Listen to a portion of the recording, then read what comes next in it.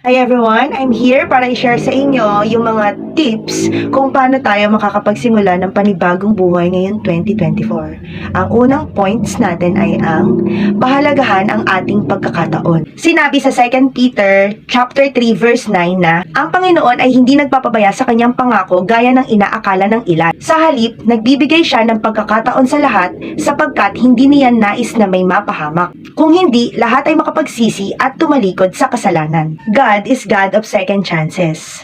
Sa buhay natin, hindi naman talaga mawawala yung pagkakamali at mga pagsubok. Hindi kailanman nilimitahan ng Lord ang pangunawa at pagmamahal niya sa ating mga anak niya. Kahit nawawala tayo sa gawain, nadadapa tayo, tumatalikod tayo, gumagawa pa rin siya ng paraan para tayo ay maabot at makabalik. Need din nating mag-take action at magdasal para magawa natin yung mga bagay na mahirap para sa ating mga tao. Huwag nating intindihin ang sasabihin ng ibang tao na nagiging dahilan na, ay wag na lang. Sige na, nasubukan ko naman na, okay na yon. This is a big no for those people na nakilala na ang Panginoon at alam na kung ano ang kayang gawin ng Panginoon sa buhay ng bawat isa. Tandaan natin, sa buhay natin, walang rewind. Kaya, I encourage everyone na gawin natin lahat ng ating makakaya para tayo ay makapaglingkod sa Kanya.